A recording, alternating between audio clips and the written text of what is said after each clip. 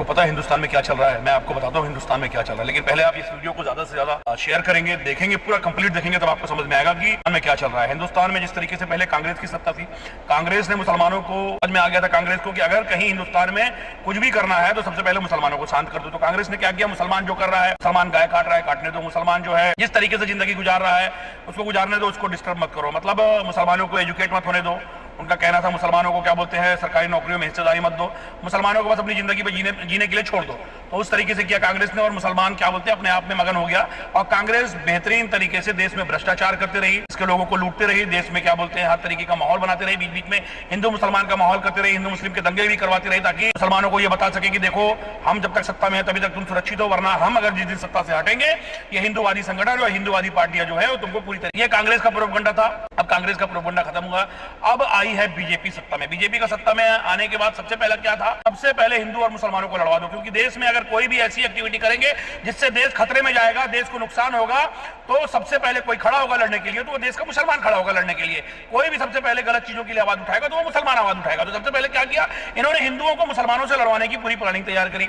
हिंदुओं को बोले कि तुम गाय के नाम पे माहौल क्रिएट कर दो, हिंदुओं को बोले कि तुम क्या बोलते हैं लव जिहाद के नाम पे माहौल क्रिएट करो। हिंदुओं को कहा गया कि तुम क्या करो, मुसलमानों को जगह जगह हर तरीके से मुसलमानों को जहां मुसलमान है वहां पर ये कहो कि इनकी वजह से नफरत फैल रहा है, आतंकवाद फैल रहा है। इस तरीके से इन्होंने एक र्यूमर फैलाना शुरू किया। मुसलमानों को इन्होंने कहा कि मुसलमान, फिर हिंदुओं ने मुसलमानों को क्या कहा, मुसलमान गाय नहीं काट सकता, मुसलमान गाय नहीं काटेगा। मुसलमानों ने कहा कि ठीक है गाय को राष्ट्रीय पशु घोषित कर दो। तो फिर उसके बाद कुछ हिंदू निकल के आए कि गाय को राष्ट्रीय करने की बात कर रहे हैं, गाय हमारी माता है। मुसलमानों ने कहा कि ठीक है गाय को राष्ट्रीय माता घोषित कर दो। इन्होंने फिर अब कुछ लोग कहते हैं कि गाय में हमारे देवी देवता वास करते हैं, मुसलमान कहते हैं गाय को राष्ट्रीय देवी देवता घोषित कर दो, मुसलमानों को कोई दिक्कत नहीं है। इन्होंने कहा मुसलमान, इनके हिंदुवादी संगठनों के जो कड़े हुए किस्म के लोग हैं वो कहे मुसलमान सुअर है। मुसलमान को देख के कहने लगे कि सुअर है, ठीक है मुसलमान सुअर है। फिर इन्होंने सुअर को अपने घर में पालना शुरू कर दिया। फिर इन्होंने कहना शुरू कर दिया कि सुअर जो होते हैं वो हिंदुओं के भगवान होते हैं। तो आप मुसलमानों को भगवान बनाना है तो सीधे सीधे डायरेक्ट बना लो, आपको ऐसे घुमा के करने की क्या जरूरत है। पहले मुसलमान को आप सुअर बोलते हो और फिर ये कहते हो कि मुसलमान सुअर जो है वो हमारे भगवान है। आप इस तरीके से कब तक माहौल खराब करते रहेंगे। अब आप देखिए कि अब क्या रही है बीजेपी गवर्नमेंट ने क्या किया, हिंदुओं का एजुकेशन छीन लिया, हिंदुओं की सरकारी नौकरी छीन ली, हिंदुओं का क्या बोलते हैं महंगाई पर से ध्यान हटा दिया, उनको महंगाई को बता दिया यही विकास है। क्योंकि महंगाई की बात करोगे तो हिंदू खतरे में आ जाएगा, आप अगर रोजगार की बात करोगे हिंदू खतरे में आ जाएगा।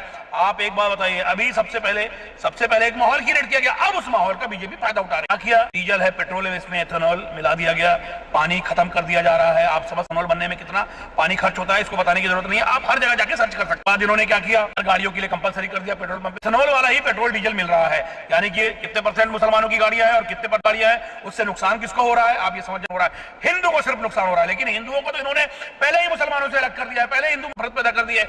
अब एक बात बताइए, जो हिंदुस्तान के जो हिंदू जो हैं 22 लाख जो हिंदुओं का नीट का पेपर लीक करवा के उनका 1 साल बर्बाद किया गया, उनके माँ बाप का पैसा बर्बाद किया गया। उन हिंदुओं ने जब विरोध करना शुरू किया, उन हिंदुओं ने जब खुद को काकरोच, यहां तक कि एक मजरा नौजवानों को और पढ़े लिखे सारे हिंदुओं को काकरोच कहा गया, तो जब अपने आप को काकरोच बोलकर उन्होंने उसका प्रदर्शन करना शुरू किया तो उन लोगों को ये हिंदुवादी संगठन और कुछ लोग जो पार्टी को समर्पित हैं और उसको समर्थन करते हैं, उन्होंने क्या कहा है गद्दार है। मतलब अब हिंदू ने हिंदू को ही गद्दार कहना शुरू कर, और इसी तरीके का माहौल वो है हिंदुस्तान में। अभी तो आप देखते जाइए अभी और क्या क्या होना है, अभी भी वक्त है, आग खोलो, क्योंकि डीजल पेट्रोल सिर्फ मुसलमान नहीं बनाता है। सरकारी नौकरी की मुसलमानों की तो हिस्सेदारी ही नहीं है, सरकारी नौकरी में हमको सरकारी नौकरी की जरूरत भी नहीं है। सरकारी नौकरी जो खत्म की जा रही है वो हिंदुओं की खत्म की जा रही है। महंगाई जो है मुसलमानों को झेलना पड़ रहा है, लेकिन 80% हिंदू भी उससे त्रस्त हो रहे हैं, मुसलमानों का नुकसान नहीं हो रहा है। हिंदू बोल के आपने राम मंदिर बहुत बढ़िया भव्य शानदार बनाया, कोई मुसलमान उसमें, कोई जिहादी उसमें प्रवेश नहीं कर सकता, बोल के आपने हर तरीके से हिंदुओं का ध्यान उधर भटका के रखा और 200 करोड़, लेकिन अब उस पर कोई बात नहीं हो रही है। तुमने उत्तम नगर में एक मुसलमान और हिंदू की लड़ाई होती है और उसमें हिंदू मर जाता है, उसके बाद तुमने उसको माहौल बनवाना शुरू किया।